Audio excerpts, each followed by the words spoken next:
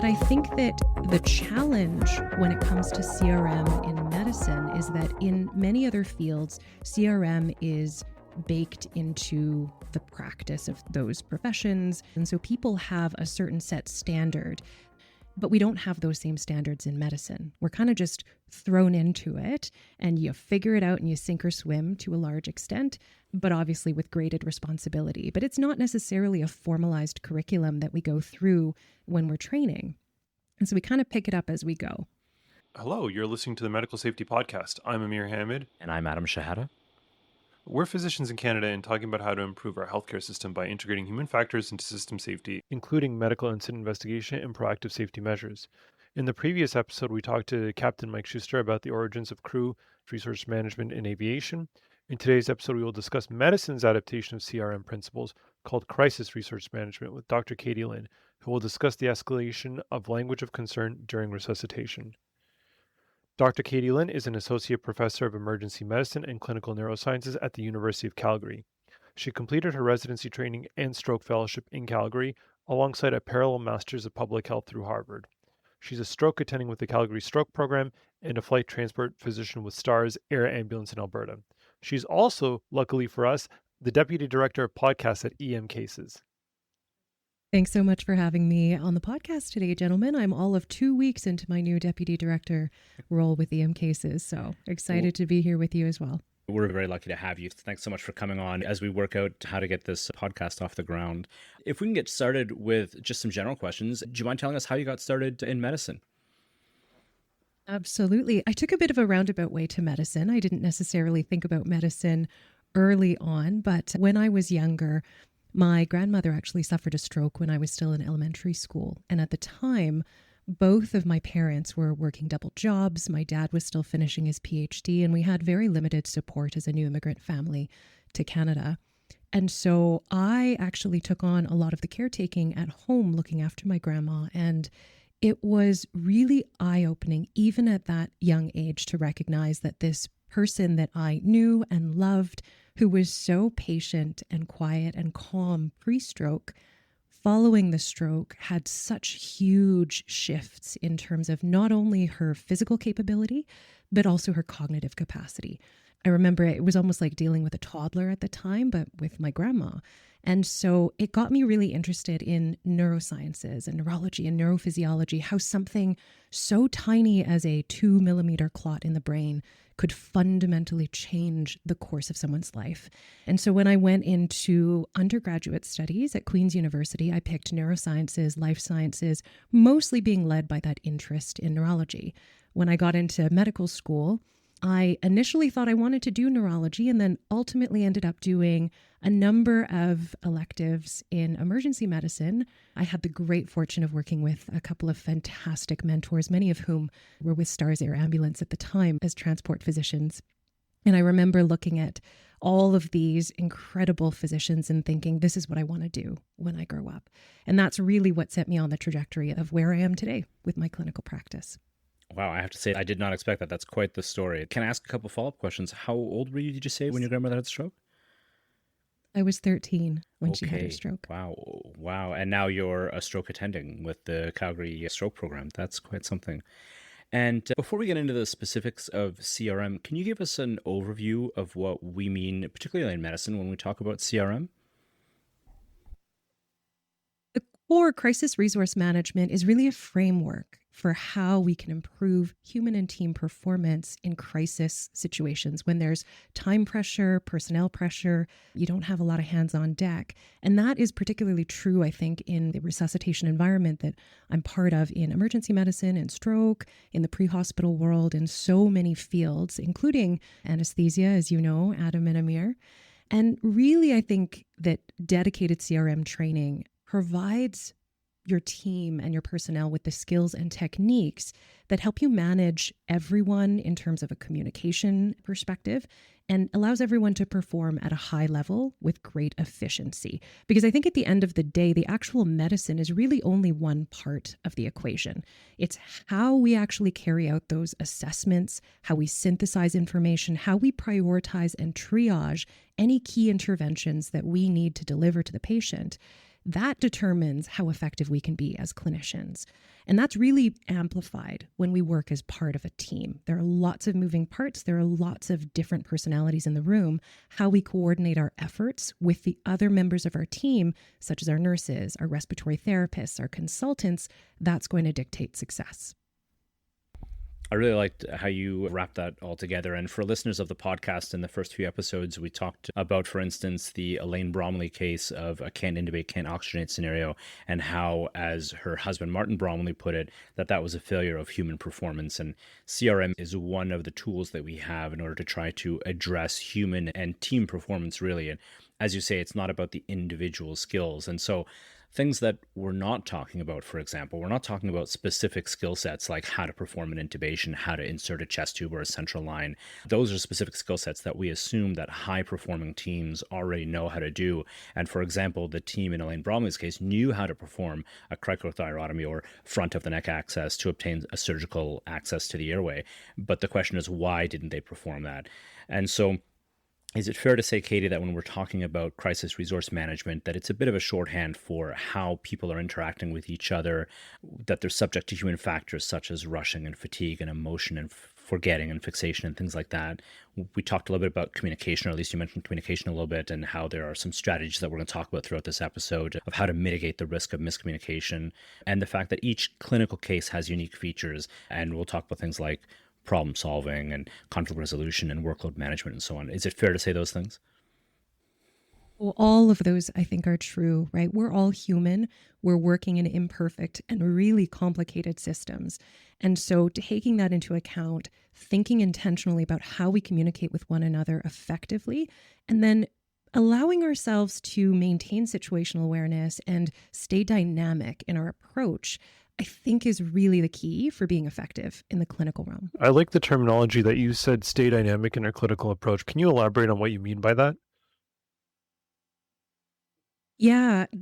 Every situation you walk into is slightly different, even if you're dealing with the exact same type of resuscitation. So for example, if I'm running a cardiac arrest code, that same code, if I run it at a big tertiary care trauma center like the Foothills Hospital, is a very different environment in terms of my communication style with a team that is used to working together, has run these codes day in, day out. It's kind of automated versus if I'm running that same code when I'm going out on a STARS flight and I'm in a rural center with way fewer people, and maybe that team doesn't necessarily work together very frequently, or maybe there's new members to that team, or maybe this is the first time there's a new staff who's been running a resuscitation.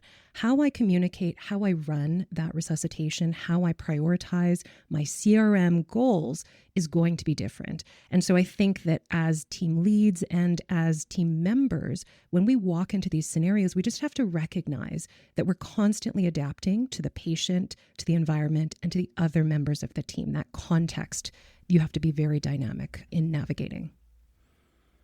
So, Katie, I'm going to ask you a little bit more about specifics about CRM in a minute, but can I just get a little bit of your background in terms of CRM? I understand you have a master's of public health from Harvard focused on clinical effectiveness. Can you tell us a little bit about that and how you became interested in crisis resource management? Certainly. To be honest, the practice I've had in CRM has largely been informal, and it's mostly through the work that I do. So through all of my clinical roles as an emergency physician at a large trauma center, as a stroke physician at a comprehensive stroke center, and then in my critical care transport role with STARS Air Ambulance, CRM really is foundational for the work that I do. When I first started in emergency medicine, CRM was a specific topic that's baked into our residency training program in Calgary, primarily through simulation practice. So in Calgary, we run multidisciplinary sims at the resident and the staff levels, and we do these in really realistic spaces with hyper-realistic patient models, and we invite our nurses, our respiratory therapists, our healthcare aides all to come join us for these multidisciplinary sims as well to make it more realistic so that we're actually doing the roles that we would actually be doing, and we're practicing that communication piece. And typically our sim scenarios are actually more focused on how we effectively lead the team and communicate as a group together.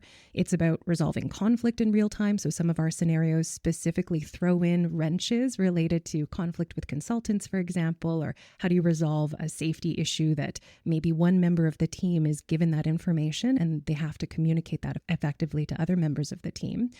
And I think it really also allows you to develop appreciation for the expertise that other members of your team bring to the table and how to leverage that most effectively when you're doing a team-based resuscitation. I think simulation is a fantastic way to practice those skills and then also to receive feedback on your own skill set and your own practice from other members of the team. What did I do well? What could we do better together? And how can I identify and lean on my individual leadership styles and strengths? Because there are many different ways to lead a team effectively, many different leadership styles.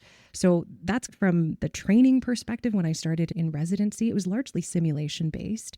But then when I transitioned to staff, my daily work became a part of that practice. Every time you step into the trauma bay, every time you're at the bedside for a really sick patient, you're practicing these skills. And, when you have a level 1 trauma with 20 or 30 people in the room, on top of the medicine that you have to contend with, CRM becomes really important for how you can coordinate all those 20 or 30 hands to do what needs to be done in synchrony for that complex resuscitation. When I stepped into my STARS air ambulance transport physician role, things shifted again a little bit because I was so used to leading resuscitations in person. But then when you start to do pre-hospital transport medicine, a lot of that is done virtually, right? So I'm providing support for colleagues who are out in the periphery, in rural or remote sites, calling in for help. And I'm trying to provide resuscitation advice and gather information and coordinate care through a phone line. Or more recently, we've started doing virtual care with a video feed as well, so I can actually see what the patient looks like. I've actually run resuscitations and I've coached colleagues through intubations through a video feed where I just have them pass the phone to a paramedic or an extra set of hands that's just available, bystanders even, and just ask them to direct me where we need to go, put me on speakerphone, and I will run the code while you are task focused on some specific but critical intervention or procedure. And so that skill set is also completely different, including if I'm on the phone and I've got 10 other consultant voices on the line, but I don't have the body language, the tone, the connection, the relationships that I am used to having with in-person CRM leadership. That was another transitional stage and another type of skill set that I then had to develop over the course of the last couple of years as I've worked with STARS. I have to say, I'm so impressed at the number of different modalities of resuscitation that you have to go through, and each with their own different fidelity of communication and different set of staff and different set of circumstances. We'll definitely have to have you on to talk about some of those more unique aspects there. That was quite something. I just wanted to hit upon a few things that you had mentioned there. You mentioned training in residency. You mentioned specifically simulator training as a way to practice very specific skill sets. And I think that'll become really important because people might be listening to this podcast and say, okay, great, we're going to talk about things like how to escalate the language of concern, which is the title of this episode. But the reality is that, like any skill, it has to be something that comes naturally, and it only really comes naturally after you've practiced it a number of times. So thank you very much for that.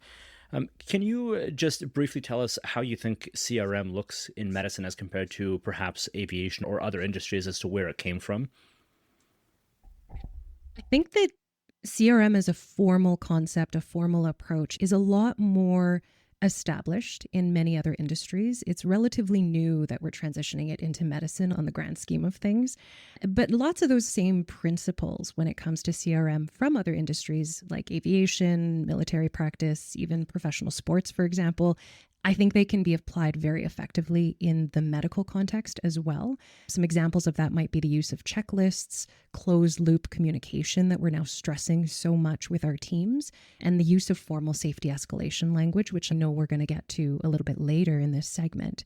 But I think that the challenge when it comes to CRM in medicine is that in many other fields, CRM is baked into the practice of those professions. It's baked into the training, the onboarding at all stages. And so people have a certain set standard of language, of operational interactions, of how things are done and protocols that are based on CRM principles in those other fields, like aviation especially. But we don't have those same standards in medicine. We're kind of just thrown into it and you figure it out and you sink or swim to a large extent, but obviously with graded responsibility. But it's not necessarily a formalized curriculum that we go through when we're training. And so we kind of pick it up as we go. I think that last point was really what struck home for me, which was this idea that CRM is definitely something that it has been around in medicine for a little bit, and it's certainly there and available to people that are interested in seeking it out. But as you say, it's there in almost its nascency when it comes to medicine, as opposed to, we talked in other episodes in this podcast about how in aviation we're into the sixth generation of it, and how it started as modules that we would say, okay, we're going to have a PowerPoint presentation on attitudes and behaviors, and a separate PowerPoint module on problem solving, and a separate one on leadership, for example, and then how it came into the actual practice of things, and then how it was not just the big emergencies, but now it was these smaller emergencies that snowballed and took down aircraft in real life, and how we can prevent those. And then it even went further, and now we see what's called threat and error management, which is where you basically have integrated into the airline's operations how this actually plays out in real time. And so that's really what we're looking at now. We're not necessarily there in terms of medicine.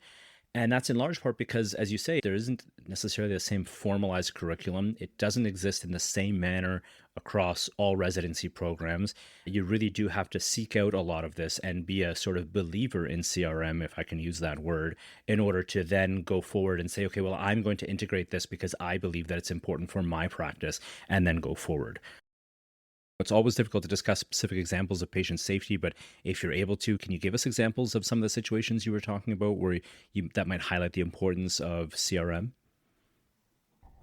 Probably a good example to bring up. I just finished 36 hours of call with STARS over this past weekend, but we can do some de-identified old STARS cases really where I think CRM shines. So just as an example, recently I had a very busy STARS call shift where I was brought onto a phone consult that involved a patient who was currently in another province. And I was asked to help resolve some transport logistics, but also mediate a little bit of the conflict that had arisen on this phone call that involved a pediatric trauma case in another province. And so these are always complex for multiple reasons. There are so many voices on the line. I think in this case, we had 8 different consultants, both adult and pediatric, because this was a teenage patient, and they often fall between the two services to determine where they go. Do they go to an adult trauma center? Do they go to a pediatric trauma center, depending on the specific type of trauma and the subspecialists involved? So we end up having to bring a lot of different people to the line. And I think what made this call particularly challenging is being dropped into the middle of this, where there had already been a little bit of back and forth friction and conflict and disagreement and just lots of voices on the line, which always makes it quite difficult.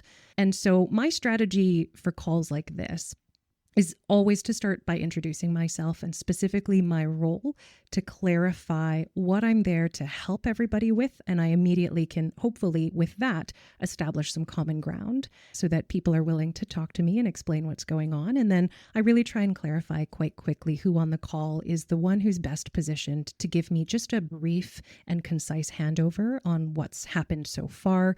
And then I can take on a bit more of a director role for the actual flow of the discussion moving forward. Because like an air traffic controller for an airport, you really need somebody who is centrally making that decision when there are that many people involved. And for me, the priority whenever I start with these calls is always first to understand if there are any time critical patient management priorities that we need to address. Is the patient stable or unstable? Are there any fires that we actually need to put out first before we can address the other bits? This is that kind of prioritization piece. And if that patient does need to be stabilized, then we don't really have time to chit chat. And I become a little bit more authoritative and concise in my instructions on the line, because my decision making has to be much more quick and rapid when it comes to resource mobilization. If the patient is stable, on the other hand, as was this case, then we have more time to sort out the details, to invite more open discussion, to take on more of that collaborative, collegial type of tone on the call. And in this case, we were able to discuss the case at hand. The patient was in stable condition, and so we were able to come to an agreement between the various surgeons on the line on which hospital this patient would be best served at based on the availability of subspecialty trauma and orthopedic surgery capability. But the other piece that I think CRM really helped us with is that this case came in the middle of the night, and it was wintertime. The roads were icy and very, very slick. We had already fielded multiple car crash calls with stars as well with the stormy conditions. And so while we could send our crews out into this, we could coordinate the transport overnight, I also really took a moment to pause the team and say, what's the urgency here? I need to hear from our surgeons to let us know how quickly are you going to mobilize this operating room for this patient? Because if you're going to do it overnight, if there's any neurovascular compromise or the patient's unstable, then absolutely we are going to do what needs to be done. But if the patient is in stable condition and you wouldn't be planning for an OR until the morning anyway, then I truly think it's safer for our transport teams and for the patient and their family members themselves if we are actually able to hold them in the sending facility until daytime hours, until the transport conditions are actually safer.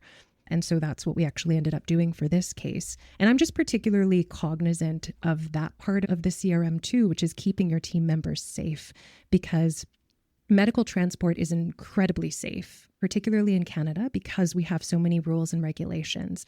But we have absolutely lost team members in transport accidents. And I'm always cognizant of that whenever I send my crew out to pick someone up. I want to make sure that I can bring them home safely. So those are just some of the considerations when dropping into these calls. Absolutely. And I really appreciate your thinking of the safety of the transportation team. On the air side of things, I've lost some friends and colleagues to exactly that sort of thing. So I really appreciate that. I'm just going to feed back to you some of the things that I heard you say that I thought was really fantastic. It sounds to me like you had said that one of the first things you do is establish communications and your role, that you try and build at least a little bit of rapport and some buy-in from the team members, that you then gather information, prioritize threats to life, and then prioritize treatment and transportation. And then on an ongoing basis, that you, again, continuously gather more information and reevaluate those decisions with a view to not only the patient's safety, but also the transportation teams. Anything I missed out there? I think you've summarized it well. Yeah, I just wanted to say, I think it's a really good example, really pertinent example to really solidify the concept of CRM. Like, I remember as a medical learner, and still to this day, when I see some of my more experienced and adept colleagues manage crises, whether they be codes, traumas, even difficult patient encounters, we all walk away from those situations and be like, that person did that really well. And I think sometimes we sit back and we're like, why did they do it so well? Like, it just seemed like that was common sense and like straightforward. But I really like you're linking back to principles of CRM and your summary of that, Adam, because what we're trying to do here is demonstrate that it isn't just something that happens de novo. Some people are actually naturally gifted and skilled and able to do this, but there is not necessarily a formula per se, but perhaps a structure, some frameworks we can all use to adapt to some of those skills. Can you give us some concrete definitions of CRM, some good examples of CRM? When it comes down to CRM, it's really doing the right thing at the right time with the right resources for the right patient or for the case that's in front of you or the situation that's in front of you. And while there are foundational principles of CRM that help to provide guidance for us, actual effective implementation of CRM in real world scenarios does require a set of skills that all take practice, as you mentioned before. And our tools and our frameworks are only as good as our practice of them. I'm not going to be great at doing an emergency crike or a chest tube if I have never practiced or thought about it before. And so that's the same, I think, when it comes to communication skills and CRM in times of crisis. So that involves situational awareness, dynamic decision-making, strong communication skills with the other members of your team, and strategies that help us to coordinate those team dynamics. I'm really a firm believer that all of that begins with a foundation of trust and mutual respect with other people who are involved in the team in order for everybody to operate well under pressure. And I think that the calmer we are, the more organized we are, and the better we are able to resist that temptation of tunnel visioning and missing the important pieces of the puzzle that we need to be paying attention to. You mentioned the term situational awareness and you mentioned being calm. Are those the same thing? Don't know that they're necessarily the same thing, but they are intimately linked with one another. When I'm feeling panicked, stressed, I'm really adrenergically driven or sympathetically driven, I tend to tunnel vision, just like everybody else. We're human, and that's kind of adaptively what we've been designed to do or what we've evolved to do. And so the calmer I can keep myself, the better I'm able to scan the rest of my environment, not get tunnel visioned into one particular thing and miss important cues in other parts of my environment that are super important.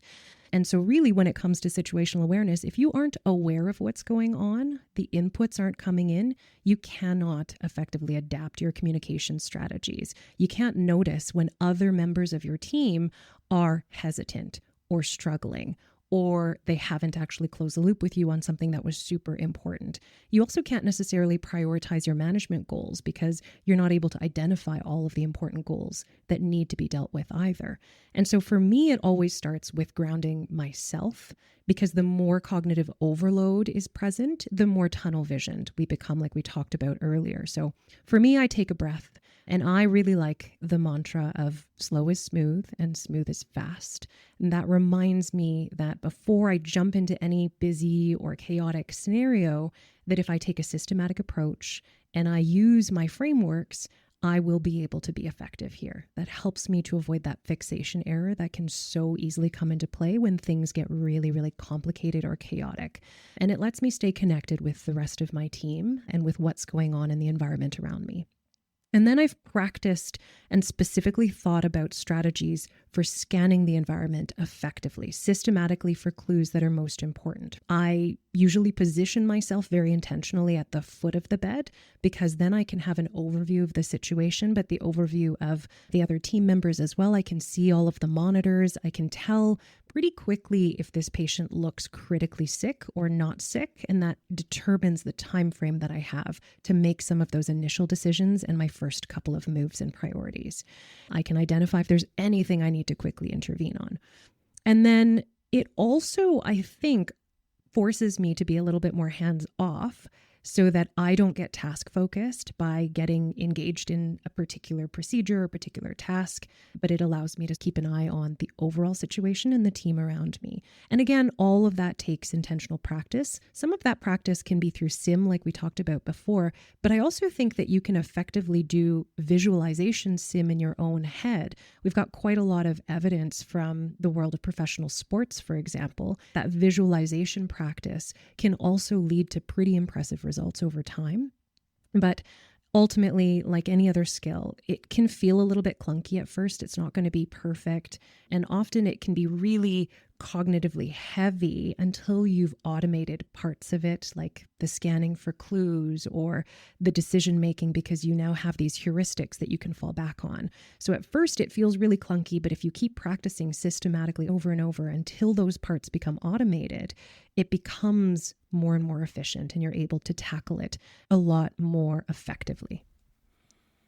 I'm just going to jump in here and highlight a couple of things just because medicine doesn't necessarily have the same familiarity with CRM and the definitions and things like that. And so in the previous episode, when we talked to Captain Mike Schuster, they have definitions there and so on. And so from aviation, if I just give the definition for situational awareness, they would define it as the continuous extraction of environmental information, the integration of this information with previous knowledge to form a coherent mental picture, and the use of that picture in directing future perception and anticipating future events. That's a lot of very highfalutin language there, basically, to essentially say to notice and integrate what is going on around you. And so in the previous episodes, we talked about fixation-induced loss of situational awareness. And it's exactly what it sounds like. You are so fixated, in the case of Elaine Bromley, on intubating a patient that you've lost the idea we need to abandon that approach because it's been such a long time that this patient has been without oxygen, for example, and they need to go for front of neck access. Whereas the nurses didn't necessarily lose their situational awareness because they weren't so fixated on the task, and that's why they brought in the Crike kit, for example, and things like that. So I think that's one thing. We also talked about, in terms of the discussion that just happened between Amir and Katie, about things like how to manage your own cognitive load, how to manage your own emotions, how to manage your own physiology, so that you can then extract that information and perform at your best and so on. And that is its own separate piece. And then the third thing that I wanted to mention was we talk about shared situational awareness with others and mental models. So as we become experts in various domains of medicine, Katie was talking about the fact that we have what I would call schemas, essentially, where we would say, okay, perhaps I can task this person to do a chest tube, for example, and that person has a schema, or they have, for instance, this is a tension pneumothorax, and that's my schema. One of those actions that might need to happen is to decompress the chest, for example, and that can be done in the following way. And so we have these broad schemas that we can rely on. And as long as the room then knows that this is what's going on, then they can also help keep all of the rest of us inform our situational awareness, because I might be so focused on the tension pneumothorax that I don't realize that there's actually a bigger problem of exsanguination or what have you, and so on. And so these are sorts of the things that we're going to be getting into in here. Yeah. And Adam, just to double click on what you just said, when it comes to situational awareness, I think about it in 3 parts. Part 1 is the noticing. So I have to be able to notice or I can't process. Part 2 is the processing. So once I've noticed it, am I actually paying attention to it and recognizing its significance? And then that third part is predicting and preparing. So once I have that information, I've processed that information, what am I going to do with it? Can I predict what's going to happen next because of what I've just noticed? And can I start to prepare for it and take action? Katie, can you give advice on how we actually practice this? Is there something we can do day to day or small cases to actually integrate this in? I would say a couple of suggestions that I think are really great to get someone started if this isn't something that they've had a chance to practice before. The first is to think about a couple of key phrases that you can practice on your own in those critical moments. For example, for me, when I notice something in the room, like SATs dropping, for example, or a change on the rhythm monitor, what phrase can you use with your team that feels natural but is going to draw people's attention? So for me, I often will say critical finding, or I have a critical finding, and that allows me to feel comfortable then speaking up about it. But if I haven't practiced that phrase before, you don't want to be trying to think of something in the moment that's going to allow you to get the attention of your team, start directing things. So that's one of the things that I do. I also have other phrases for when I am establishing my role as a team leader. So when a patient first comes into our department and EMS is bringing them in on their stretcher, I establish my role as the team leader right away so that there is no ambiguity.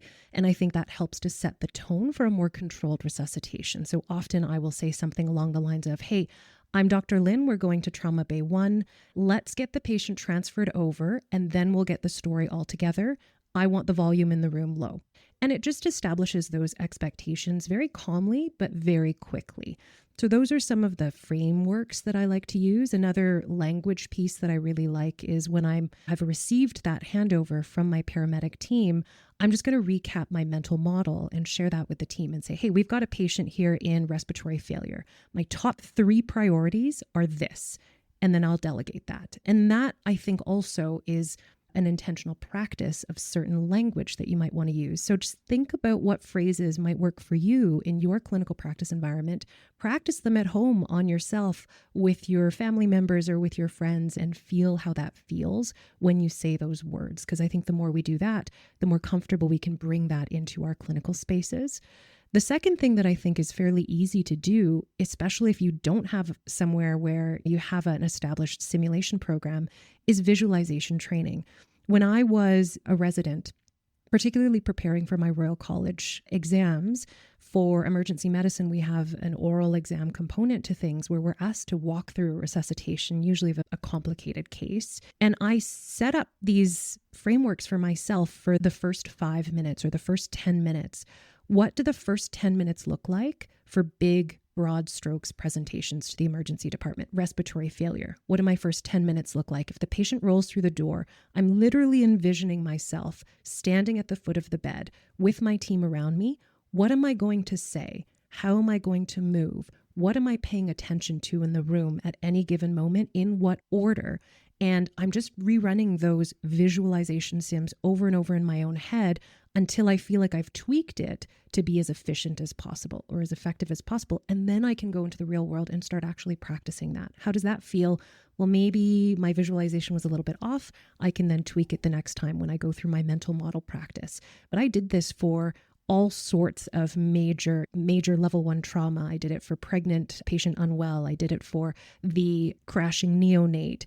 And just what do those first 10 minutes actually look like?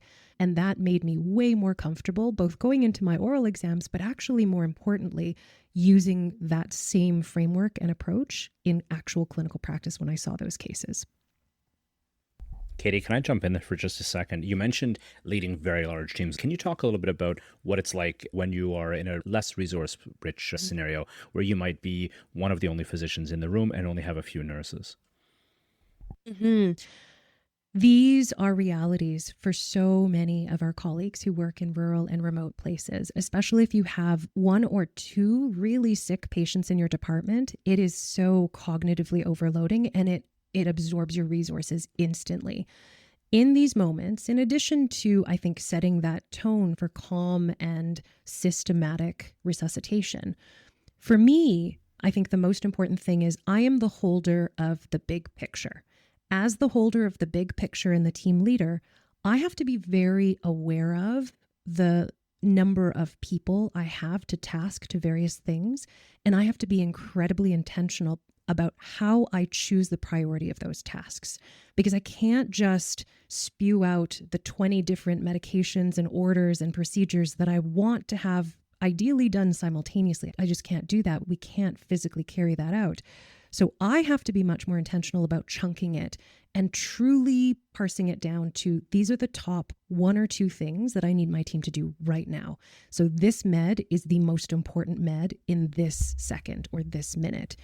Until this medication is given, I cannot move on to the next one. Or until I've established IV access on this patient, I can't move on to the rest of my resuscitation at all. So that needs to become the number 1 priority. And I need all hands on deck with that priority. But in my head, I have a ranked list of the priorities that go down for the entire resuscitation. I have to be very intentional about when I release those orders to the rest of my team, so I'm not overloading them. And I can ask them to carry out this particular order and then come back because that's priority. Let me know when you're ready for the next one and I will give you that next one. And there might be certain things that I have to let go of, but I have to intentionally decide on what can be deprioritized because I have fewer people. I think the other part of it as well is using other strategies to cognitively offload yourself whenever possible. So I'm a huge fan of whether you use a computer on shift or if you just have an old pen and paper notebook strategy in a really busy resuscitation or a complicated case. If I'm doing, let's say, a toxicologic arrest and there's just a lot of stuff that needs to be given, I will actually write down a list of the medications that I will need from my nursing team, and I chunk it into the top 3, the next 3, the 3 after that. And I will write them all down into a wish list, and I will hand it to my charge nurse or my med nurse and say, I want these 3 meds first, these 3 meds next, and these ones after that. Can you please let me know when each of those is given? And then I've now tasked them for the next 10, 15 minutes and I can focus my attention elsewhere. But I haven't forgotten any of those elements, and it's allowed me to cognitively offload some of those really important things onto another member of my team who now has direction for where to go. That's really helpful. Thank you so much. I was just going to say that I asked the question because some people might be thinking, oh, I don't work in a big academic center and maybe CRM isn't as important because I don't have 20 people. But it sounds like what you're saying is that it becomes almost at least as important, if not more important, because as you said, you just have fewer resources to work with and you have to be the holder of the big picture and you have to judiciously use those resources in an appropriate manner and really prioritize to an even better degree. Absolutely. I think sometimes in those settings when I've, walked into a rural resuscitation and you don't really have a lot of people available to help, that's the moment where I gather my information up front and I take those 10, 20 seconds to really pause and reflect on my next top priorities and create that list, right? So take that moment to pause. And then you can go ahead with an organized strategy, especially when you are resource limited. It seems like there's some concrete things that have really come out of your CRM knowledge and skills. Number 1 is the idea of prioritization. It's very clear that the concept of prioritization is key from crisis resource management because it allows you to not be overwhelmed by all the things and you are forced yourself to look at it that way. The second thing I want to point out is some degree of delegation by actually able to offload some of the tasks. So you're not necessarily worried about all the meds being given, but furthermore, the priority of the meds being given allows you to say, hey, that's being done over there. And I think all of the understanding or the undertone is that there's clear communication, not necessarily saying more authoritative, unless you said like at the beginning you have to be, but just more direct. You're not speaking into a void. You're not giving vague tasks. You're actually appointing them to very specific people and allowing them to follow up with you as being completed. Is that fair to say? Yeah, I would say that one of the biggest skills within CRM that I've had to train myself on is to be clear, to be concise, and to be very specific in what I'm asking for.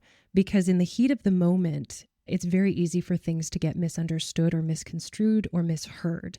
And so I just want to be very clear, very concise. I'm cutting down on unnecessary words or unnecessary orders and really drilling down on what I need right now. But I'm also establishing expectations for closing that loop of communication. Because again, I don't necessarily assume that other members of the team have had dedicated CRM training. So I can just establish what we're going to have the standards be for this particular resuscitation, right? So please close a loop with me when you have given that medication so that you know what my expectations are and you don't have to guess what I'm thinking or read my mind. And I think that's a really important part of it as well. And we're back. Okay, so we're talking to Dr. Katie Lynn, and now we're going to segue into specific interventions with regards to crisis resource management. And we're always looking for good resources. So, Katie, can you talk to us a little bit about this CRM handbook? I came across this a couple of years ago, but I think you're referring to, Adam, the Royal College of Physicians and Surgeons of Canada handbook on Yes, that's optimizing it. CRM to improve patient safety and team performance. So this was put together and published in 2017 by an Edmonton ICU colleague of mine, Dr. Peter Brindley, who is an exceptional CRMist, an educator, and critical care intensivist, and his co-editor, Dr. Pierre Cardinal. It's a great resource, truly, for practicing physicians to just familiarize themselves with CRM principles and specifically how they can be applied to medical practice. It is free, it's online, it's a PDF through the Royal College website, and it's a great starting point. You can probably Google it for anyone who really wants to just look at a well laid out basic resource on the topic of CRM.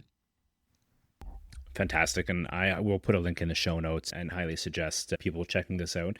And we're going to look at a few different things. We've talked a little bit about individual factors and ways that we can learn to practice CRM a little bit better as practitioners, as well as leaders of teams, whether that's a small team of a few nurses or whether that's a much larger team as the kinds of ones that you're used to, Dr. Lynn. When we look at this, can we talk about more specific nuts and bolts? So what do we mean when we talk about cultivating situational awareness? We talked about the definition before and really how it is, in fact, noticing the information accurately, identifying what is going on, accurately prioritizing, and then predicting what needs to happen in the future. But what do we mean when we say cultivating situational awareness? So if we break it down into the micro skills that contribute towards situational awareness, I would say part of it is scanning your environment for clues or cues. So where do you stand in the room? And what are you paying attention to? What are you specifically looking at? So for me, I'm standing at the foot of the bed.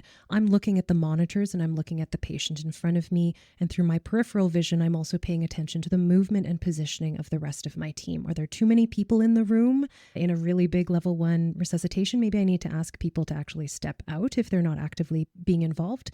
If there's not enough people in the room, then I know I'm going to have to proceed very conscientiously with my priorities, like we talked about before, when you've got a small team and you're resource limited. So scanning that environment for cues and then creating habits for myself. So periodically, I just have trained myself. I'm looking back at the monitors again. What's the rhythm showing? What are the vital signs? Every couple of minutes or so, right? It just automatically, that's where my eyes now start to land and rest. And I have scanning protocols of where visually visually I'm paying attention.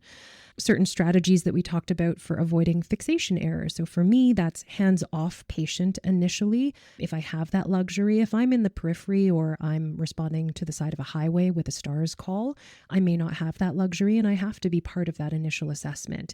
But trying to avoid the fixation error that comes with stopping my assessment of a patient once I've identified the first thing, I really need to be systematic about how I'm choosing to do that assessment and what I'm paying attention to in what specific order, what's going to kill the patient the fastest, right?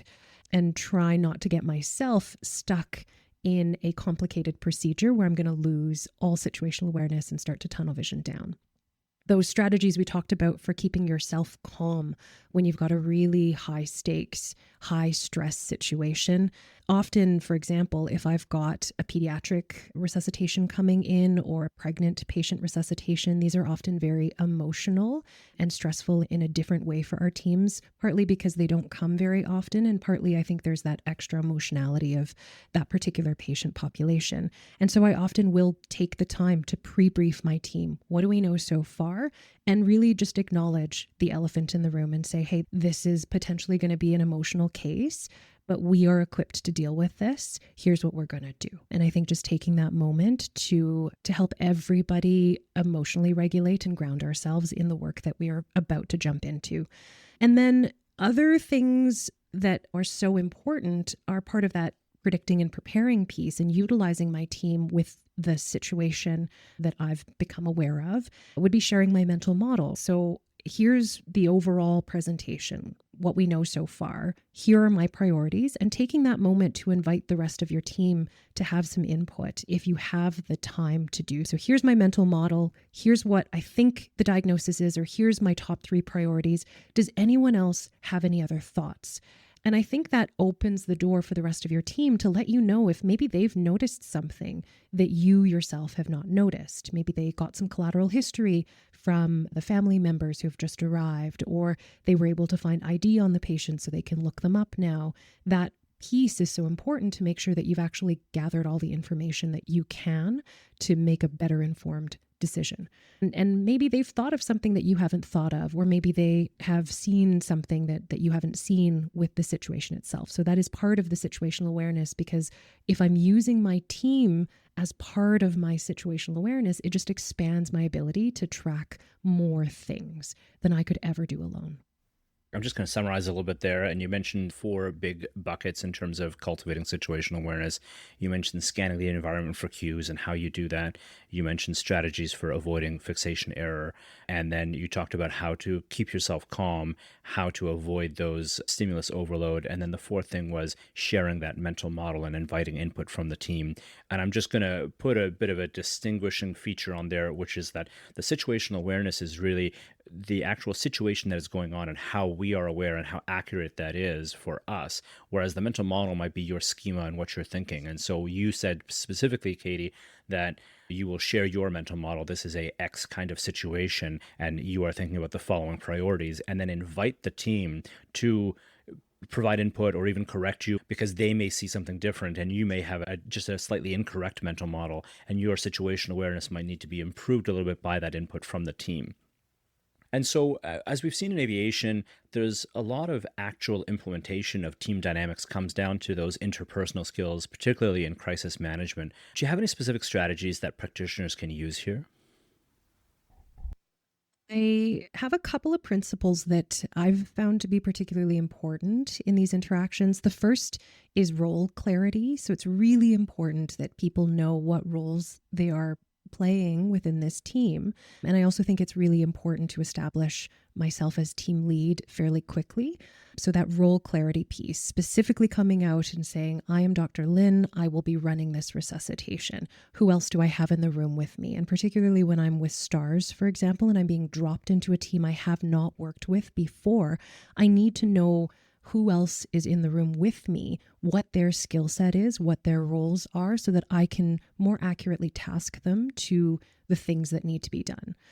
The second big principle for me is that it has to begin with mutual respect and professionalism, because I think that's the foundation that allows us to find that common ground to work together as a team and to avoid the conflict that can distract us from being able to do our work effectively. Even when there's a disagreement, I think there are ways to have that disagreement in a mutually respectful and professional manner. And if that's not necessarily happening in the interaction, I have certain phrases that I like to use to de-escalate or to set some gentle boundaries to help get us back on track. But ultimately, I think if you find yourself in a situation where that conflict has arisen, or when you're feeling just particularly chaotic, not grounded, that pause becomes so important. So take that internal pause, take that breath, and then really try and intentionally focus on depersonalizing things and focusing on that common ground, shared space. So some of the phrases that I use fairly frequently in my work, the first is if I'm on a recorded call for a consult, for example, and things are going off the rails, I just take a moment to essentially say on the line, I'm just reminding everyone that this is a recorded call.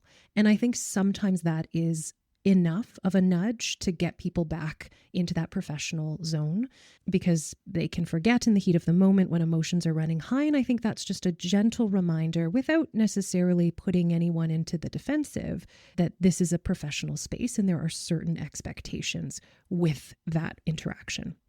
The other phrases that I like to use, I often really think it's important to validate and acknowledge what's going on, or acknowledge that the interaction has gone off sideways. So I will specifically say, this is a challenging situation, and I really think we've gotten off to the wrong start. Can we just pause and reset? Can we start again? And sometimes that can help to just wipe the slate clean, allow us to both take a bit of a breath, regulate ourselves, and then jump back into the situation, really specifically focusing on a productive direction.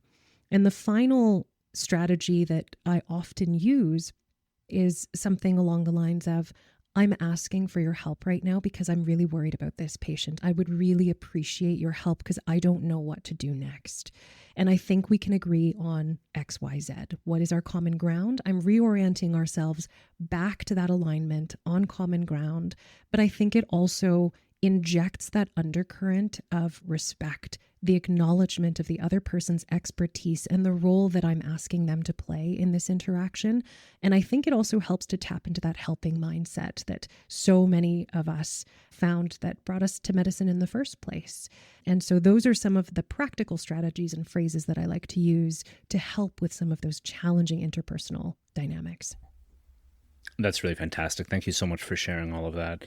Can you give us some strategies for de-escalating the room in order to really bring out that team performance in resuscitation? I think a calm room is an effective room. Everyone can be way more situationally aware and less tunnel visioned when there's less unnecessary noise or stress or chaos or distraction getting in the way of that situational awareness. And so that means not only do I have a big picture sense of what's going on in the room as the team lead, but I want to create an environment where the other members of my team can also serve as extra eyes and extra ears to expand that sphere of situational awareness. I think it also creates less risk for orders to be forgotten or to get missed in the shuffle. And I think it also reduces any delays to recognizing when there's patient deterioration or a change in status, because we're not distracted by these other extraneous things. There are a couple of things that can be really helpful. So we talked before about that shared mental model.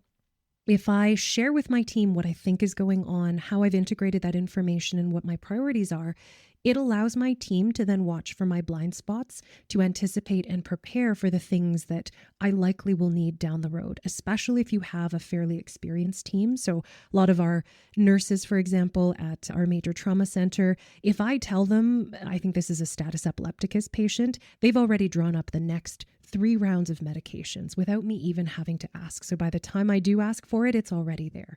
That's just a quick example of things, but everyone is dialed in, I think. Or if I announce to the team, I've got a difficult airway, this is going to be a difficult airway, that allows everyone to dial it back in as well. No side conversations. The RTs or the nurses have brought over the difficult airway cart. Everyone is paying attention very closely to how that intubation proceeds, because they know that they might need to call for help very quickly, or things could go south very quickly.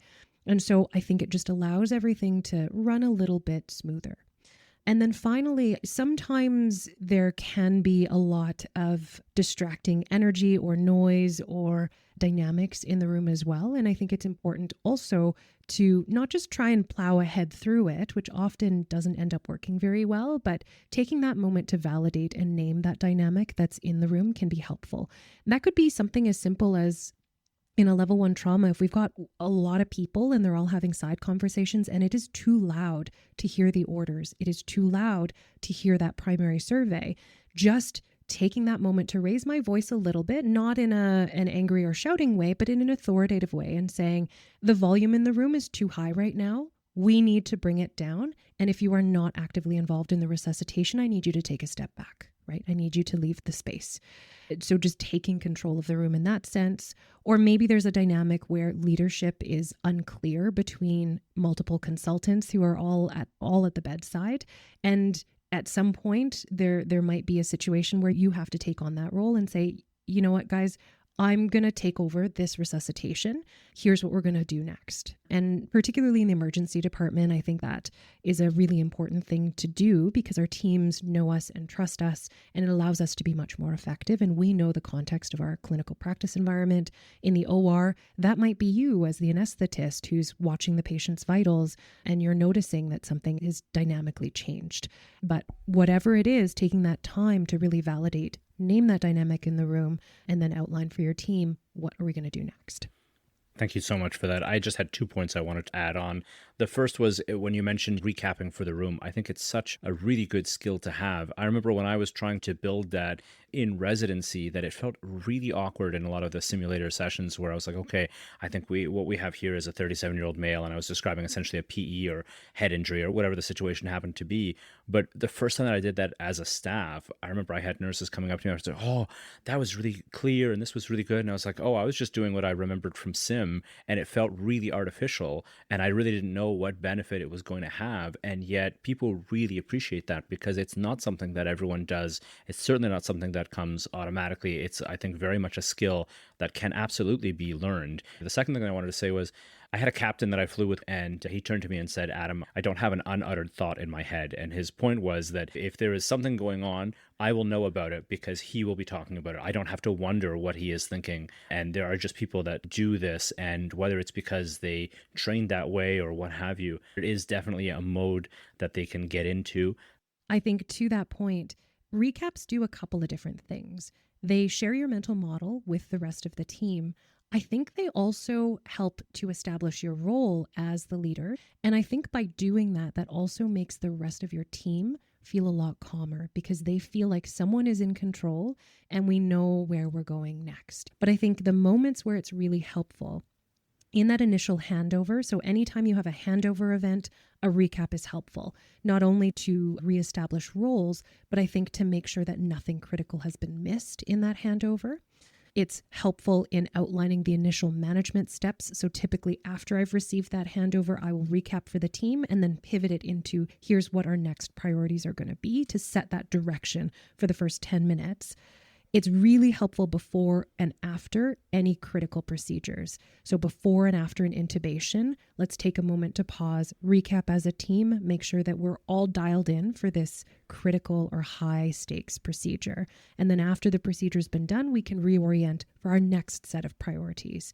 And then finally, I think it's particularly helpful when there's a critical status change for the patient. So if somebody notices a critical change in the patient's condition, a change in the rhythm on the monitor, or we've now lost pulses, that requires a rapid direction change of your priorities. And so that's a really good time to recap as well. I wholeheartedly agree. It's also a time for me to actually be thinking, as I'm telling the story of what it is, I'm now converting my schema to, PE, head injury, what have you. And then I go down my sort of pathway, and then I invite some input from other people. It's a time that I can actually catch up myself a little bit mentally as well. And I think just the point that in any new skill that you're acquiring, it's going to feel awkward. And I think we have to get over that initial period of feeling awkward in order to really exercise the skill to its maximum benefit. I don't want to beat this subject to death, but I feel extremely passionate about recapping things. About several months ago, I was working at a site and there was like a perioperative emergency that occurred. And one of the biggest like selling points for recapping is that two nurses independently were talking and they said, we did not realize we were in a code until 30 minutes in. And the physicians actually said, should we like announce the code to the room? And I'm like, that is a huge red flag, right? Like they were actually doing the kind of recapping in real time. And only then when people had heard like the sequence of events did they realize like the wheels had fallen so far off the cart.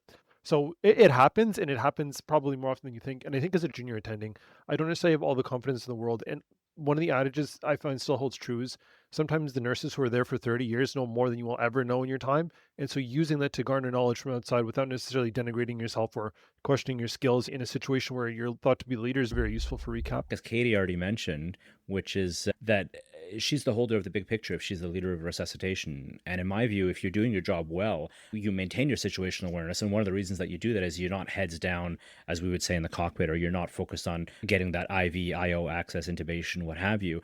But your other colleagues might, in fact, be doing those things and probably are doing those things. And so perhaps those nurses in your case, Amir, didn't know that they were in a code because they were just so fixated on doing whatever it happened to be. And it's easy as the leader to forget that not everyone shares your mental model and your view because they don't necessarily have the same information, and not because they don't care, but because they were in fact doing their job and doing it quite well. And so I think those recaps have a lot of value that way. The last thing I was going to say was we work in a lot of different hospitals with a lot of new teams, and sometimes it's not, well, should we call cardiology or what have you? It's that the nurses in the room, especially ones that have been there for 30 years, know the institution like the back of their hand. And they know that the next step isn't call cardiology. It's to call this doctor, or in this hospital, it's actually how this works, or this is the number, or whatever it happens to be. The institutional knowledge can save you a ton of time. And as we know, in a crisis, that's incredibly valuable. If we reflect back on our first couple of episodes where we discussed the Elaine Bromley case, there was a nurse who brought the cric into the room, but this information wasn't acted or done anything with. What can you tell us about effective communication in a crisis, both verbal and nonverbal? I think when stress is high and when your patient status is critical, you got a really, really sick patient in front of you, assume that everyone is tunnel visioned to some degree. And communication at the end of the day is a two-way street. You might be the only one who looks at the monitor and notices that rhythm change initially. And you can be the voice in the room that helps to identify that for your team well before the team leader may be paying attention to that particular monitor or that particular finding. So it is part of our jobs as team members also to speak up when we see these things happening. There are multiple different models or frameworks that exist out there. For example, I really like the I notice, I wonder, I worry, this is critical model. And how urgently I escalate my language depends on the urgency of the situation. So if I have a few minutes, I may work my way up that urgency ladder. But if it's critical, then I might just start with, I have a critical finding. Here's a change. And part of that is the verbal phrase that I use. Part of that is the nonverbal stuff that comes with communication as well. So raising my volume so that I can be clearly heard in the room, sometimes even physically raising my hand or where I position myself in the room, sometimes even tapping the leader on the shoulder to get their attention if it's an appropriate moment to do so. But otherwise, in terms of how I might operationalize that language or that escalation language ladder is something along the lines of, I notice that the oxygen sats are starting to drop. Do we want to do anything about that? I wonder if we should insert suggestion. So I wonder if we should turn up the oxygen. I wonder if we should add a non-rebreather. I wonder if we should transition to positive pressure ventilation, maybe try some BiPAP. The next level up from that, I'm worried about the hypoxia. I think that needs to be our priority next. And finally, if I'm now at a point where I need to really take over or where I really need to push the team because we're taking too long, the oxygen levels are critically low. We need to act now. Here's what we need to do, right? If the situation is more urgent, we can borrow from the world of aviation, where they use a two-challenge approach in some settings, where I will raise a concern, and if I do not receive timely acknowledgement that my concern has been heard by the team lead, I'm going to assume that the team lead either hasn't heard me or they're in cognitive overload. And maybe they've lost situational awareness. So that's the time when I might need to announce that I'm taking control of the situation.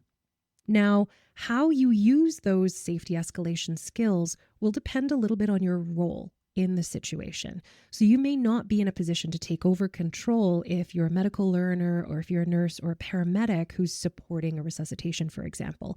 But in those situations, you can still identify someone else in the room who might be a reasonable second in command, essentially, who still has some preserved situational awareness that you can then go and reach out to. So that might be a backup physician who is supporting the resuscitation, or maybe even a charge nurse. If you notice that your team lead has lost situational awareness, they're not noticing or reacting to something that's critical, that's where perhaps going to that second in command person can be really helpful. And either they can maybe flag it more effectively, or perhaps they can actually be the one to take over.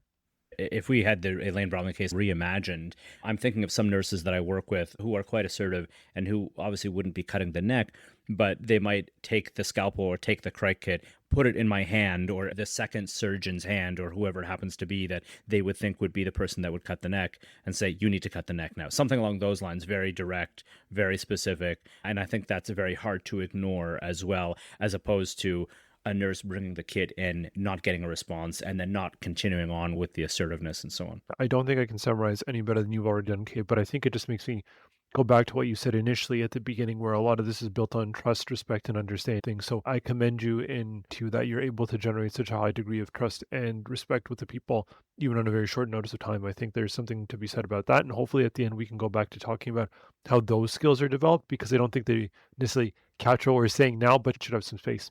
All of us work in settings where sometimes we may be delegated to do certain procedures, things like intubations, things like chest tubes, airways, IV starts, cannulation, etc. When there's a high crisis, these things can saturate our attention. Katie, any advice on how to mitigate that? I think a lot of it comes down to recognition and preparation. So I assume that any complex or high stakes procedure is going to be all consuming for my attention. And whoever is doing that procedure, whether it's myself or somebody else, really should only be paying attention to that procedure to perform it as efficiently and as smoothly as possible.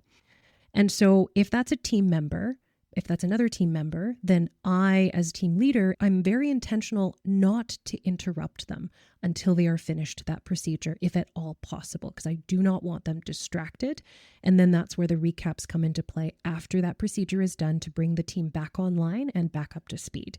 If I'm actually the one doing the procedure, so say I've flown out and I'm floating a pacemaker, for example, and I know that I am very task saturated, then before I even start the procedure, I specifically delegate situational awareness to the rest of the code for somebody else.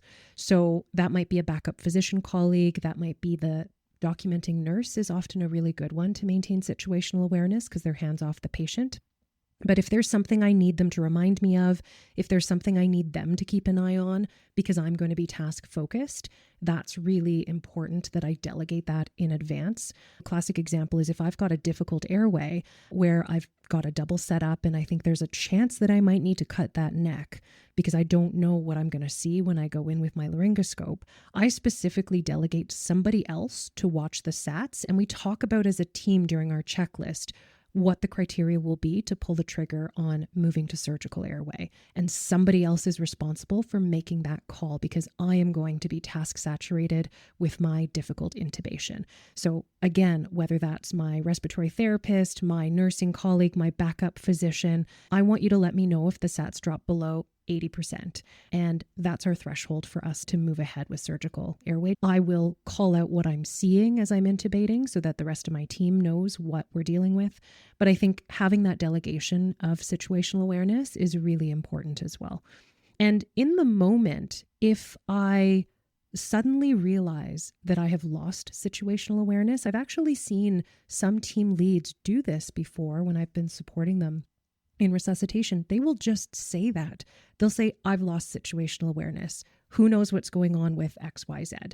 And then other members of your team have your back and they can jump in with that input as well. So I think all of those pieces can be really helpful. But again, assume that any high stakes or complex procedure is going to be very cognitively overloading. You will get task oriented. You will get tunnel visioned. So prepare accordingly. I love that you mentioned it. It's okay to say, I've lost situational awareness. Please somebody help me out. Because that is how you get situational awareness back. It's likely to happen to all of us at some point, and it's the expert clinician that admits when they have lost that and regains it. It's not about being perfect. It's about getting to good enough, essentially.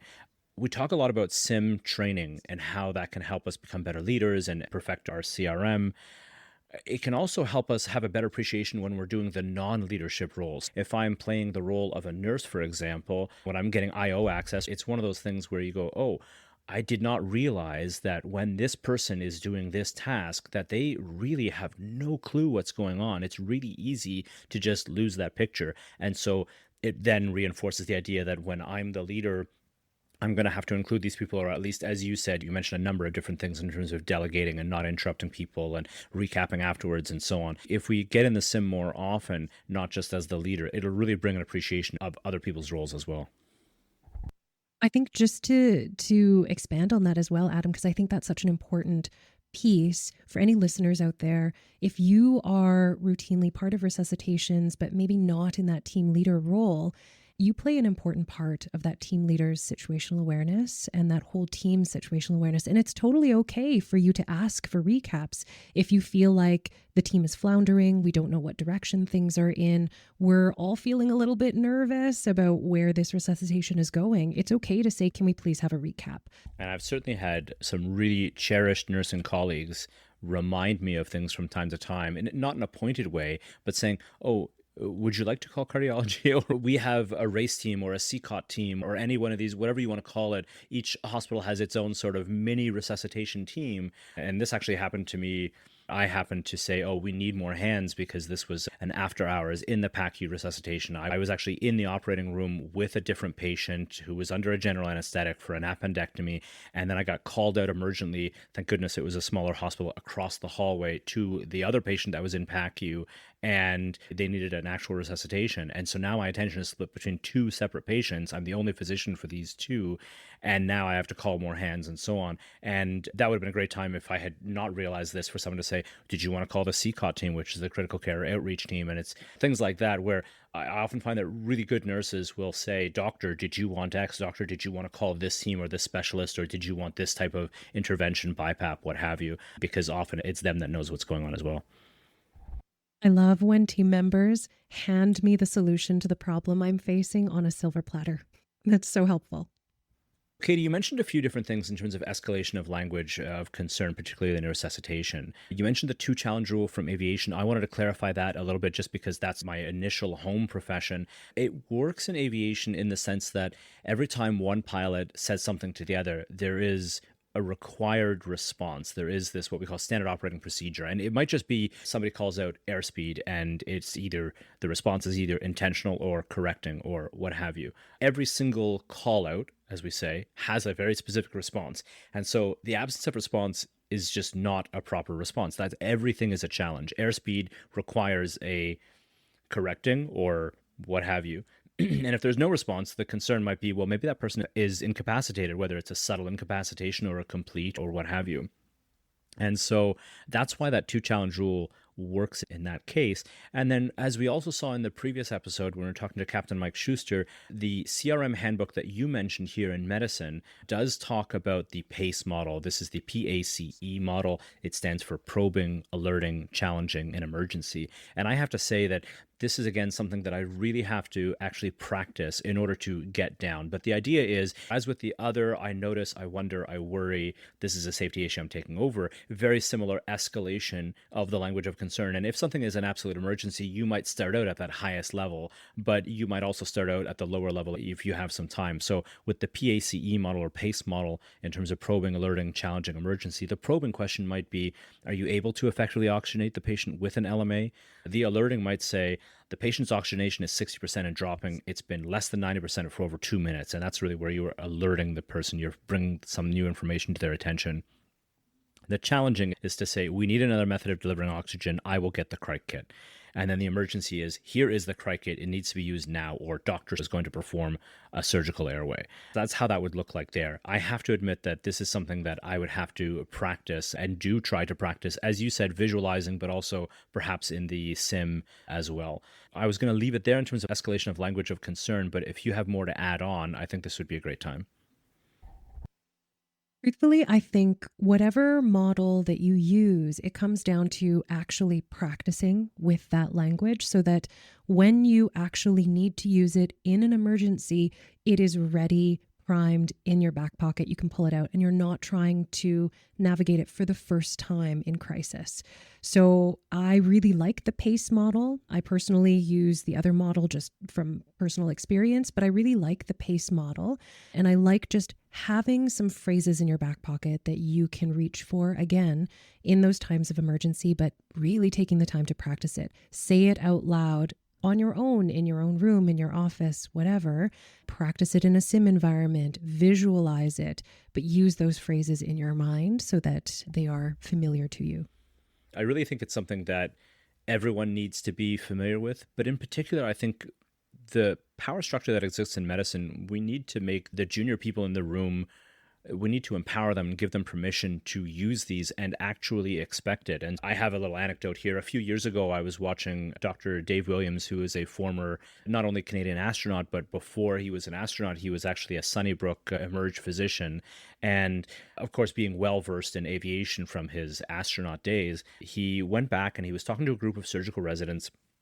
And I believe this was a group of general surgery residents. And he asked them what they would do if their attending was going to cut the common bile duct, which would be a major error and would require the patient to be transferred to a tertiary care center for advanced care. It's just a major, major error. And several minutes went by before a senior resident in that group said, well, maybe I would say something like, sir, can you review the anatomy with me? And obviously at that point, had that been a real emergency or had that been a real surgery, the common bile duct would have already been cut. And the point that Dr. Williams was trying to make was that in other disciplines, there are these set and ready to go methods of bringing these concerns up. And as we've tried to illustrate on this podcast, it's the tool that works for you that needs to be used, whether it's the I notice, I wonder, I worry, I'm taking over, or whether it's the PACE model, it's the tool that works for you. But also, the system and hospitals also have a role to play in this, and we have to make it okay for our junior people on our team to confront us with this, to use this language. We have to make it explicit, and then we have to train with it in order to actually build it into our practice. The reason I like the concept of safety escalation language is because it makes the best possible assumption about the other party. You're assuming that they have lost situational awareness. You're not assuming that they're an idiot or they just don't know the anatomy or they don't recognize their own mistakes, because nobody inherently goes in trying to make a mistake. So some piece of the puzzle is missing. Maybe they've lost situational awareness. Maybe they're tunnel visioned. Maybe they're distracted. Maybe they're really tired because they've been on call for 36 hours. And so the safety escalation language, by starting with probing and alerting, or by starting just by pointing out an objective fact, it allows that situational awareness to come back in a non-confrontational way that feels safe, I think, for both parties involved without that risk of defensiveness or repercussions or any judgment applied to it. And it allows that other person to pick up the ball again and move forward with it safely. And as we move up the safety escalation ladder, I think that's where individuals have to make a decision based on their role, the dynamic at play, whether or not there's a power imbalance, or what your individual team and culture are like in your department. What is the next best step to escalate that? And that might look different for you depending on what level of training you're at, what hospital site you're working at, who you're working with. But thinking about this in advance, visualizing it and practicing it in advance will just better equip you for dealing with this in the real world when it comes up. So you're not having to troubleshoot and figure it all out in the moment. It's a well-made point that I didn't think had to be made. And it's probably because I came from aviation, because when planes crash, you don't need more motivation than saving your own life. And we've looked at this in some of the other episodes that we've talked about. And perhaps it's because it came from there that I generally think that people are smart and not trying to be malicious, or they're not incompetent or anything like that. And yet I think sometimes in medicine, there's this perception that it comes off that way. And so the more neutral language we can use, it really fends off that defensiveness. So it's a well-made point. The other thing that I was going to say was, we look at this, and I think it's important that it does come from places like aviation, where pilots have lost their lives. And it's one of those things where clearly they are trying very, very hard. And we saw these things in some of the accidents that happened in the 70s, 80s, and 90s. But we also are going to see this in an accident called First Air, which was a Canadian accident, where the first officer was trying to tell the captain and didn't have these skills. So we sometimes use aviation as an example of, oh, well, they might be 50 years ahead. The reality is that they're still learning a lot of this. And when they looked at this at the Transportation Safety Board, one of the big things was the first officer was trying to bring a very clear idea that the mental model has been lost and people's lives are at risk here. And I don't believe that the captain woke up thinking that this was what was going to happen, or that he was going to half-ass anything. And I think they were all trying to do their best, and yet this still happened. And one of the comments and findings that the Transportation Safety Board had was, we should be training people to use this PACE model and actually build it in so that first officers and other people have these tools so that they can more appropriately assert themselves and then hopefully avoid these situations. And then when I think back to the Elaine Bromley situation and look at the nurses, it's almost guaranteed that they didn't have the tools that this first officer had, and that we now have in aviation, that we're trying to bring into medicine. And so I really think it's asking a lot. They already brought their trait kit. They already maintained their situational awareness. They brought it in the room. They announced it. They essentially did everything right. They didn't have this tool. And I think Amira made this point before, which is, it is a tool. It's not necessarily going to save the day every single time, but it is a tool that is available, and we can only use it if we're familiar with it.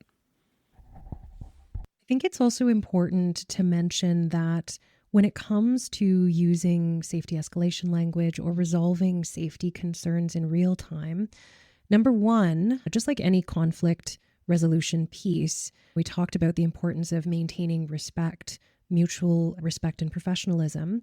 But I think additionally, the more I can offer the other person a graceful off-ramp that allows them to save face, the better the resolution will be, because then nobody has to feel bad at the end of that interaction, or that they made an error or were about to make an error. There's no judgment applied to it. So that's number one. But number two is, we talk about these tools, we talk about the training, but I don't want to minimize the fact that this can be very hard in the moment, depending on the power dynamics at play, the human factors at play, the egos in the room. There may actually be real considerations for repercussions, for taking action to do the right thing in that moment. And that's a really difficult thing to take on as an individual, especially when you are new in practice, when you're a junior, when you're a trainee, and there are maybe reputational or career-related repercussions that potentially could be on the line. And so again, I think that comes back to where it's so important to think about these moments in advance, visualize, where are my thresholds, my boundaries, what strategies can I use, what language can I practice, so that I at least am as well equipped as possible to deal with those really difficult situations in the real world. Extremely well put. So just turning to a summary of some of the key points, we talked about cultivating situational awareness. We talked about the fact that CRM, at least in the medical context, is doing the right thing at the right time, and it requires dynamic decision-making, communication skills, coordinated team dynamics, and all of that begins with cultivating situational awareness. We talked about a number of different strategies for that, including scanning the environment for cues, strategies for avoiding fixation error, habits for avoiding stimulus overload, and effectively sharing your mental model. The second thing we talked about was depersonalization and finding common ground, that we should start with the presumption that everyone is doing their best and engaging as you can with them and avoiding personal attacks. The third thing we talked about was validating and naming the dynamic in the room, whether it's overtly labeling it as a challenging dynamic because of the patient population, or validating specific emotions or frustrations up front. We talked about de-escalating the room and a number of different strategies. And then we also looked at synthesizing verbal and nonverbal communication, because as we all know, what you say is only part of how you communicate. Finally, at the very end of this episode, we looked at safety escalation language. And to me, that's the meat of this. We started this podcast series talking about Elaine Bromley and how the nurses brought the cric kit in, but knew what needed to be done in terms of front of neck access, but they just didn't have the language. This is the language that we're talking about. And so I really like the idea that there's a few different models. The I notice, I wonder, I worry, this is a safety issue, or the PACE, which stands for probing, alerting, challenging, emergency. Again, you can use whichever model is actually going to work for you, but it's really the model that you are comfortable with and familiar with. And I would really highlight the fact that Dr. Lin mentioned a few stock phrases to have in your back pocket. Highly, highly, highly useful. Did I miss anything here? Are there things that you wanted to highlight? I think that's a great recap, Adam. And I think that for anyone out there who maybe you don't have a SIM training program or a CRM curriculum in your own department or in your own training program, it really starts with recognizing the value of CRM training in medicine makes us much more effective clinicians, team leaders, members of healthcare teams. And really, I think that simulation training is where you get the biggest bang for your buck in practicing a lot of these skills with one another. Not only does it allow you to practice a lot of these skills that are so hard to just read about in textbooks, they really have to be operationalized for you to become fluent with them and at using them as a tool. But I think it also, over time, SIM, especially multidisciplinary SIM, fosters that mutual trust and team building within your department. People often think that one of the barriers to SIM is the financial piece of setting it up, the upfront costs of getting your SIM space and your equipment, but it doesn't have to be expensive. It does not have to be fancy. It does not have to be high fidelity. Even at my center, we've done effective tabletop SIMs where we've just talked through cases and practiced this language, for example. There's also a lot of free open access medical education online resources that you can utilize to start SIM training programs in your own shop. emsimcases.com is a really good example of this, where they've got all these pre-built simulation scenarios. So you don't have to spend a bunch of time building cases or materials. You just have those readily on hand that have already been vetted and developed for you. So just, I think, wanted to highlight the role that SIM can play in being a valuable tool for developing a lot of these CRM skills. I'm glad, Katie, you gave us the suggestions of simulation. Again, as alluded to at the beginning, I love SIM. You don't have to tell me on SIM, but hopefully for people who have not bought into simulation as a concept yet, this is another endorsement. In addition to just expanding the role of SIM, are there any other directions that you see this field heading into in the future? I see virtual care taking on a bigger role in my work, particularly in the pre-hospital transport world, but likely in other areas of emergency medicine and stroke care as well, and medicine at large, because we are just seeing that the population size and growth, we're not really matching that in terms of the number of available healthcare providers or resources. So I think we're going to find ourselves increasingly stretched thin. And in order to offer that support to our colleagues who are working in really challenging resource-limited settings in rural and remote places, I think virtual care is a powerful tool that can allow us to extend the reach of expert resource availability and to make sure that our colleagues never feel like they're practicing truly alone.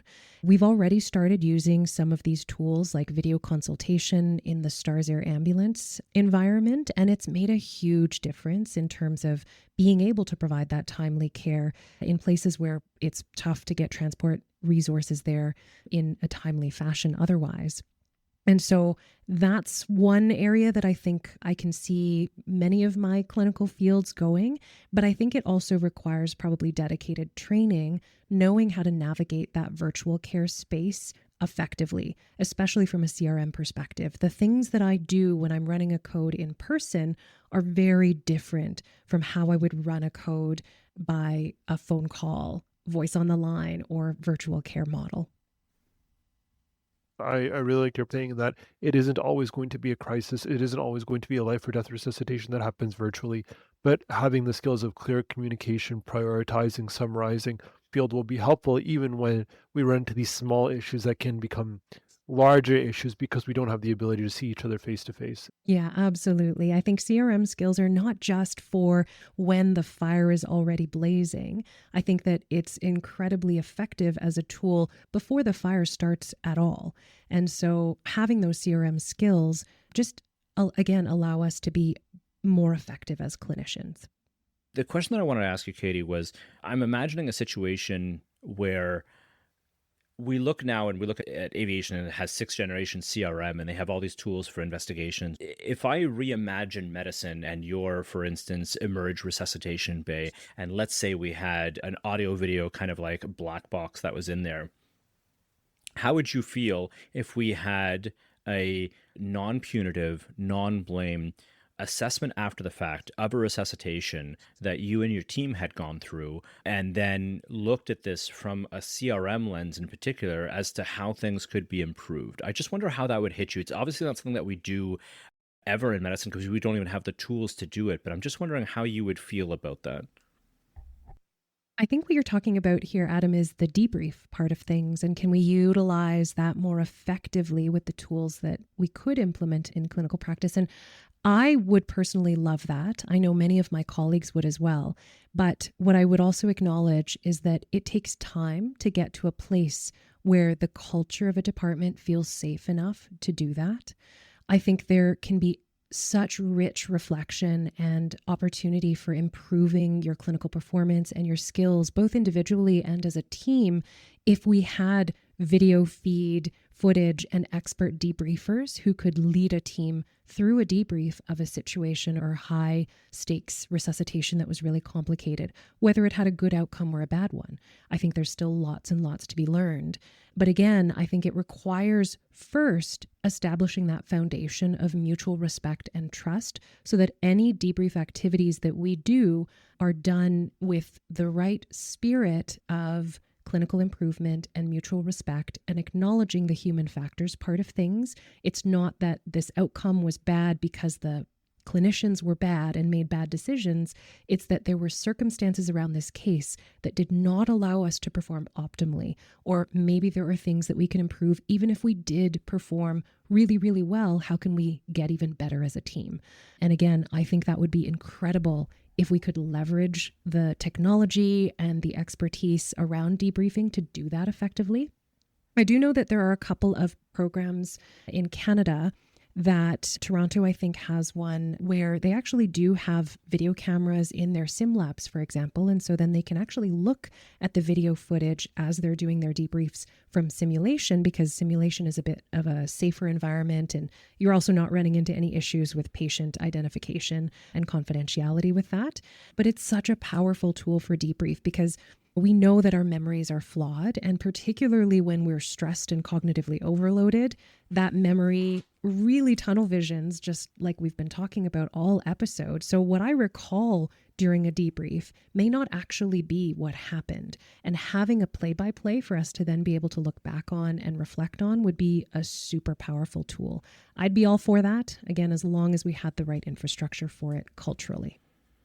I think that's a very nuanced response, and I think it's completely appropriate considering I've asked you to imagine an alternate universe that doesn't really exist. It doesn't exist in the fact that we don't have the tools right now to have it. Theoretically, you could plunk in exactly the technology that exists in aviation there, but you don't have the independent investigation for one.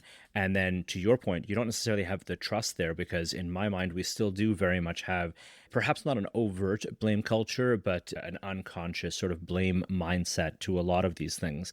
And then finally, there is this sort of culture in terms of, yes, we do debriefs, but that's certainly not the way that we do them. We certainly have never, to my knowledge, had a real-time audio-video recording that was by an independent body looked at for the purposes of improving team performance in the future, not for obviously litigation or punitive or anything like that. And it would be very much, we're talking about tools that don't currently exist in the healthcare infrastructure. We're talking about investigatory mechanisms that don't really exist exist at the moment. And we're also talking about a culture shift that would be required in order to have it in there. But I also wonder two things. One is not just the bad outcomes that we could prevent, but the good practices that we could also implement. And this is one of the reasons that we started this, where sometimes we see things that happen in resuscitation and we go, oh, I'm stealing that. I'm going to use that in the future, whether it's a phrase or an action or a micro skill. I remember one time I happened to see someone, it was a nurse that was slickly getting IV access in a resuscitation, and she dabbed her gloved finger on top of a tegaderm so that she could just flip it over and slap it right onto an IV. And I thought, oh, I'm going to do that in the future for sure. And I absolutely have. But it was just one of the small micro skills like that. And it is curious to know how much faster we could be learning a lot of these things. So thanks very much for that. So at the end of our episode, we were inspired by ACRAC, the Anesthesia Critical Care podcast, for some random recommendations. Katie, I know prior to our episode, you had something that you wanted to share. We love to include these. What's something that you would recommend to our listeners to tune into? Yeah, not really directly CRM related, but definitely human factors and human experience related, I think. I would encourage our listeners to check out a book called The Anthropocene Reviewed by John Green.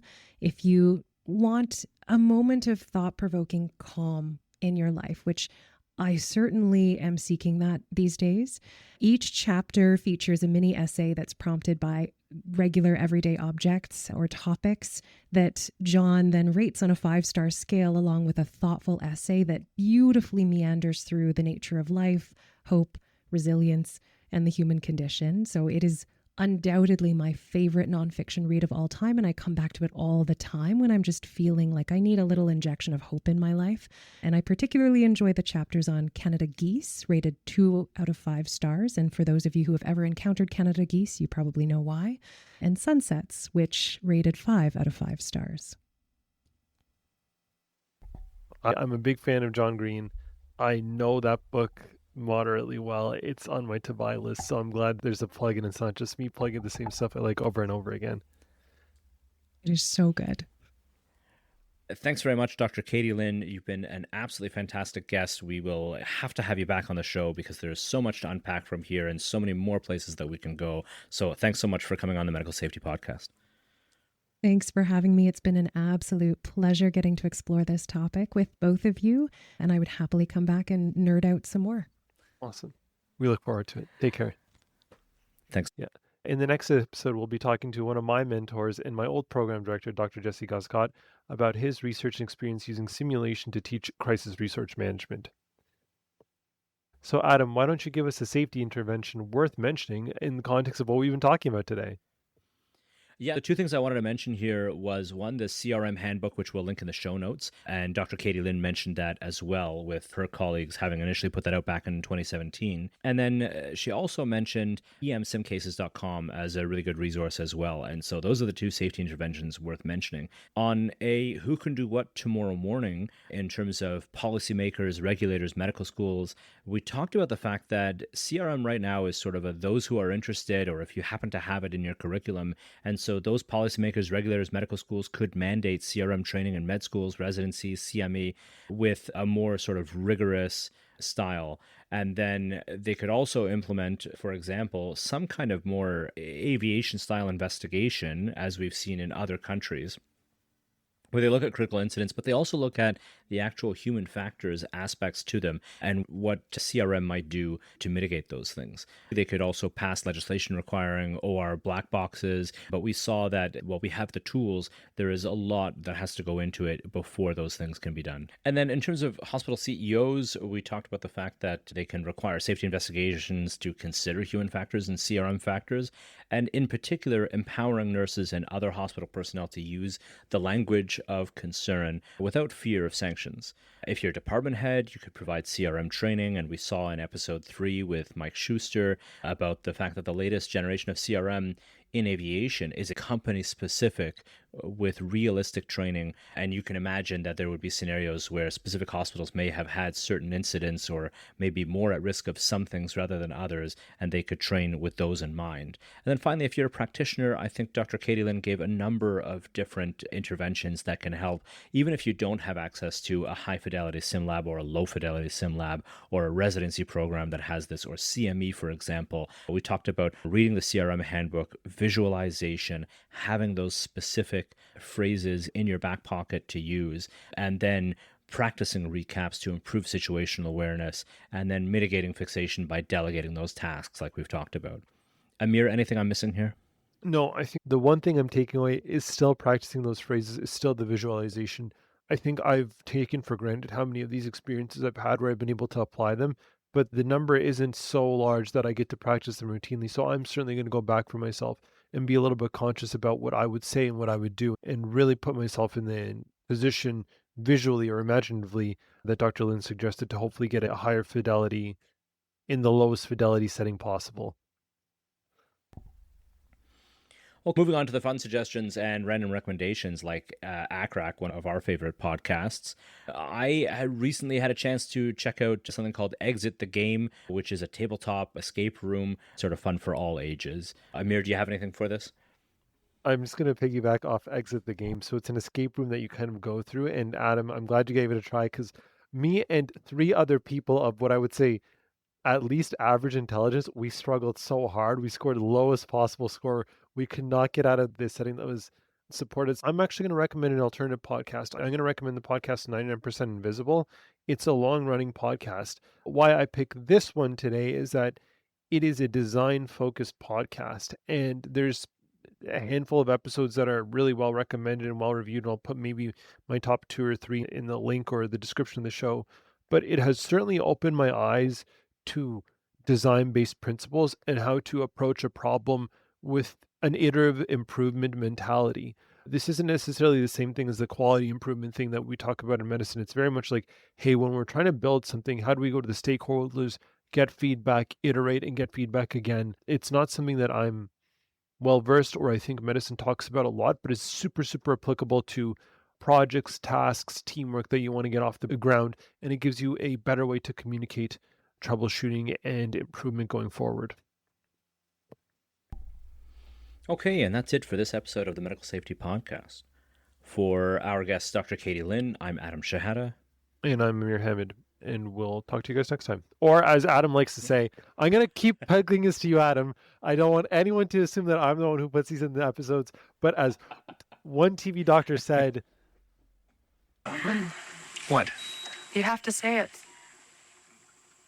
It's a beautiful day to save lives.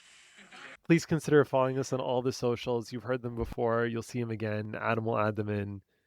We look forward to having you join us next time. We are looking for an intern to help do research and make show notes for this show, as well as a producer to help with technical aspects such as mixing and editing.